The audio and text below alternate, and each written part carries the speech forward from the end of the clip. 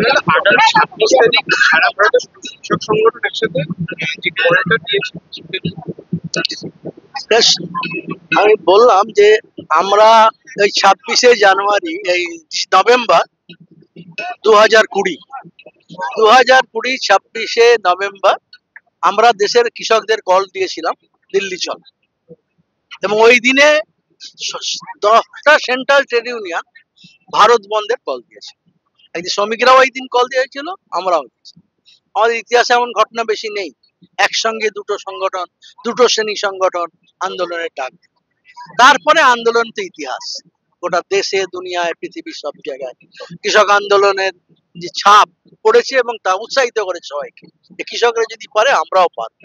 যেসব আন্দোলন নিরাশা হয়েছিল তাদের মধ্যে উৎসাহ ফিরে এসেছে। এই আন্দোলনকে আমরা জানি কৃষক আন্দোলনের দাবি সহজে মেটে না, লম্বা সময় নেয়। আমরা 1936 সালে যখন 38 দফা দাবি করেছিলাম, সেই দাবির এখনো অনেক আমরা পাই। তো আমাদের মধ্যে এমন নেই যে কাল আন্দোলন করলেই দাবি মিটে যাবে।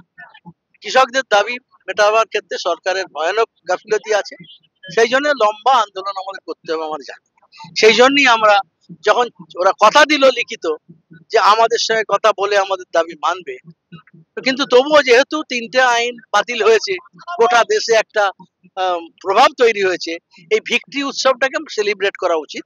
মোদিকে হারানো যায় এটা প্রমাণ, না কিছু উইথড্র না করলে এটা একটু ঘেটে যাবে।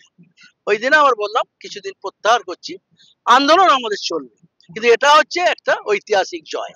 তারপর ওই চিঠি নিয়ে আমরা অনেক চিঠি দিয়েছি, অনেকবার ডেপুটেশন দিয়েছি, কিন্তু সরকার আমাদের সঙ্গে কথা বলে। তার ফলে আমাদের কাছে বারবার এই ইস্যুটাকে তুলতে হবে, আন্দোলনের আওয়াজ তুলতে হবে, মানুষকে সংগঠিত করতে হবে। আর বিজেপির যে মিথ্যাবাদী চরিত্র, এটা সবচেয়ে প্রচার করতে হবে মানুষের কাছে। এটাই হচ্ছে আমাদের কাছে। এই জন্য আমরা এবারে এসকেএম এর জেনারেল বডি মিটিং করে বলা হলো 5 বছর যেহেতু হচ্ছে একটা ঐতিহাসিক দিনের, ওই দিনটা আমরা ভালো করে গোটা ভারতবর্ষে পালন করব।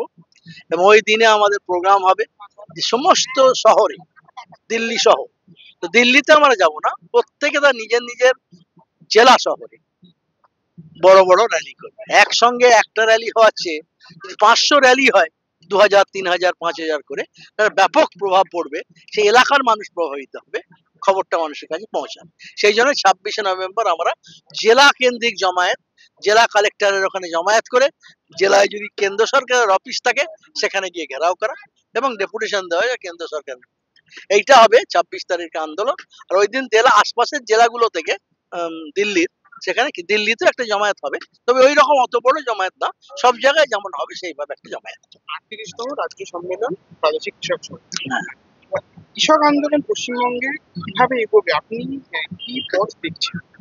এখানের পথ আমরা বারবার আমি বলছি যে পশ্চিমবাংলায় কৃষক আন্দোলনের ইতিহাস আছে, বড় বড় ইতিহাস, তেভাগা আন্দোলন, তারপরে জমি দখলের আন্দোলন, অনেক কিছু হয়েছে।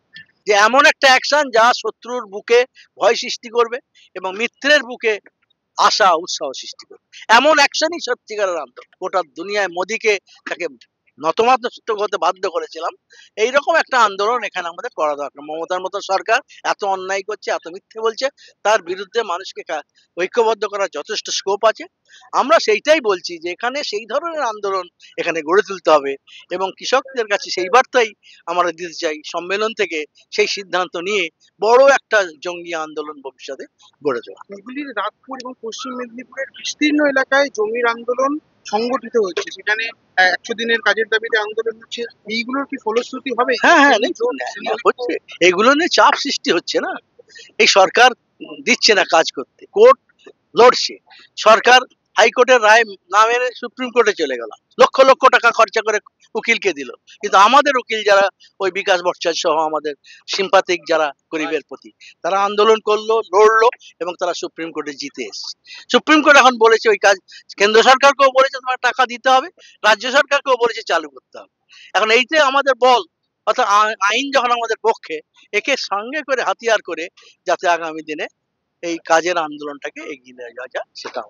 এই ভিডিওটিকে লাইক করুন, আপনার গুরুত্বপূর্ণ মতামত কমেন্টের মাধ্যমে আমাদের জানান এবং আমাদের চ্যানেলের ভিডিও সবার আগে দেখার জন্য ইউটিউবে গণশক্তিকে সাবস্ক্রাইব করুন, ফেসবুকে ফলো করুন এবং শেয়ার করুন আপনার পরিচিতদের মধ্যে। আমাদের চ্যানেলে আপলোড হওয়া ভিডিও নোটিফিকেশন পেতে বেল আইকনটি ক্লিক করতে ভুলবেন না।